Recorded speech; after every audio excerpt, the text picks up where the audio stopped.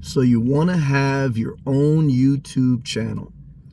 Well, I have just over 10,000 subscribers and just over 3 million views over the course of 3 years I've had this YouTube channel. So I figure I'll make a video and share with you the top 3 steps to creating a YouTube channel and sustaining it from someone, myself, who did it by themselves with no special editing, no special tools really. But I do have the gift of communication. So, you gotta be a little bit versed to have some type of ability. However, you also have to get a little bit lucky. Because there's videos of a cat falling off a couch that go viral, and you could be a great speaker, you could be a great video editor, but you may not get lucky. But life and luck is a matter of doing the work, positioning yourself well, studying the science, but then realizing that life is not an exact science. So as you're watching a video of a guy who's about to tell you 3 steps to creating a YouTube channel, you are being a scientist. You're collecting data. The definition of science is collecting data, studying it, and then form a conclusion. So right now I'm giving you some data. I'm giving you some information, basically. So the first step of creating a YouTube channel is figure out a name. The name for your channel, like the name of my channel is Inspirational Nomad. Why? I chose that because it was a little bit catchy. I wanted the word nomad in it because the foundation of my channel, especially in the beginning, was to document my life selling my house, living full-time on the road in my car. So I wanted the name Nomad in it.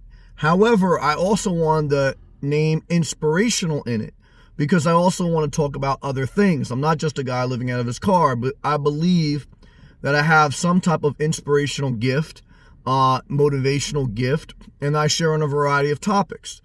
So you want a name that defines a level of what your foundation will be, but you also want some level of, you also want to be able to speak on many topics if that's your goal. Like, your name is going to say a lot. It should be simple and catchy. Your name should be simple and catchy. Is there an exact science to that? No, because there's some people with a complicated name that you can't spell well, but they have a lot more subscribers and views than me. Again, life is not an exact science. I'm only giving you some. So pick a name that kind of puts you on a directional path on what your channel wants to be and will be, and then keep enough flexibility in the name to be whatever you want as you evolve. Step number 2 is create the artwork on your channel. Now, I just found some basic artwork, generic artwork, like for my little circle avatar that says "Be You," because again, part of my channel is kind of like, be yourself, follow your own path. Being a nomad's a little bit like a renegade. Sharing on the topics I talk about. I'm myself. So pick your avatar that is sexy, it's appealing to the eye, it's simple, and it, again, speaks to your channel. And then pick the back artwork that once you click on that person's channel, the big square behind their avatar, have some type of sexy, simple design.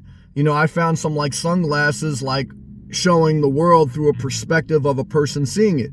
And it's got some different colors and stuff. So that's step 2, okay? Step 3 is treat YouTube like a job. It's a side job for most people, including me, okay? But even a side job, the number one part of any job is to show up consistently. Meaning you have to upload videos consistently, whether they're going to be daily or weekly. I would say at bare minimum, you'd want to do a video monthly, but if you do that, the chances of you really growing a channel would take years and years and years. I would say weekly at minimum, daily at best, and you have to figure out what works for you, because it takes time, especially if you're going to edit it. and you have to be engaged. You have to answer every comment, especially in the beginning when no one's commenting. Quick interaction shows people that you're engaged and you take your channel and your viewers seriously. You know, when people comment on your channel and they take the time to share something, you have to respond. You know what I mean? Because that's your customer, that's your client. You know, now, however, you have to decide, are you going to pander to the crowd, or are you going to treat them like just a client? I mean, are you going to treat them like a client, a friend, or whatever? Like for me, I don't run YouTube just like a business, because there's some people that comment on my channel that I don't vibe with. I'll block them, whatever. I won't interact with them, because I take, you know, I don't just treat my viewers just like a client. Now, I'm not going to lie to you. I don't treat them like my mom. I mean, as far as like, well, I guess I kind of do. Look, I tell anyone in my life, I'll engage with you to the point it's healthy for me. If you treat YouTube just like a business, you engage with anyone, you really never block anyone unless they go too crazy, and you never talk about like politics or religion because you broaden your base. I talk about politics and religion, I block people, and so I lessen the amount of people that will watch my channel. So I don't just treat YouTube just like a business. I don't treat my viewers just like clients.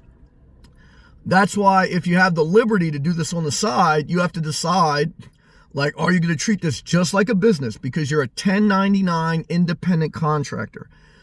I did YouTube for a year, didn't get a cent. Even now, if you divide it by the hours and stuff I do it, I get minimum wage. So for every 1,000 views, I think you get $1 or less. So AdSense revenue is very small. You have to try to use the platform to build other things. And you're sharing your life publicly, meaning people can hurt you. Not just with their comments, but they could take your content and do other crazy stuff. So, you know, you have to, you know, look, you're a small level Kim Kardashian. You know, Kim Kardashian makes money off her fame, but she's also had stalkers. She's also been robbed. I mean, you know, it's the give and take of life, right? You know what I mean? You don't just get, you know what I mean? It's give and take, give and take. You don't just get. So is YouTube worth it? For most people, no. However, I would not discourage you because I do it. So I'd be a hypocrite. I tell you, those are the 3 things I would recommend. Get a name that defines you, simple and catchy.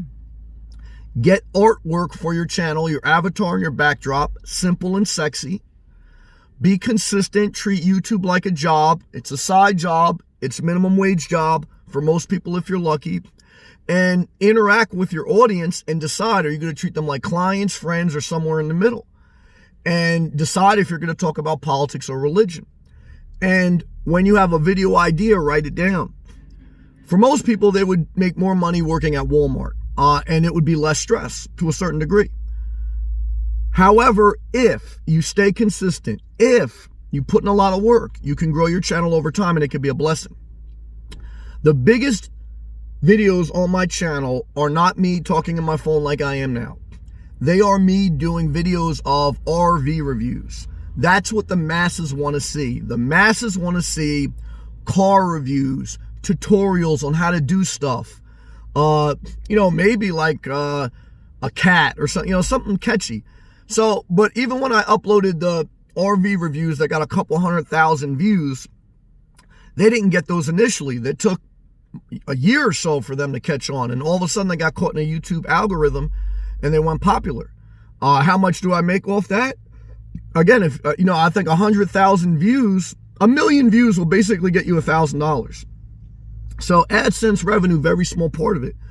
So I try to tell you guys these things for the people that want to have a YouTube channel, because I want to share what I have learned to try to help you if that's what you want, and you know the reality of it. Just like I did, like when I learned electrical business, like I tried to share with friends, this is what I learned, this is what the game is. You got to deal with some shit, but you can also get some money being an electrician. So it's like anything in life, like, you know what I mean? And I believe that in your own time, in your own way, you learn something, you share it, and, you know, if people want to pick up on it, they do. If they don't, they don't. Everyone has a different hustle or a different route or a different way they want to live their life. So hopefully this video helped. If it did, I appreciate if you click the thumbs up, share the video, subscribe, check out my playlist on my Patreon. I'll see you guys in the next video. Peace and love. Good luck on your journey.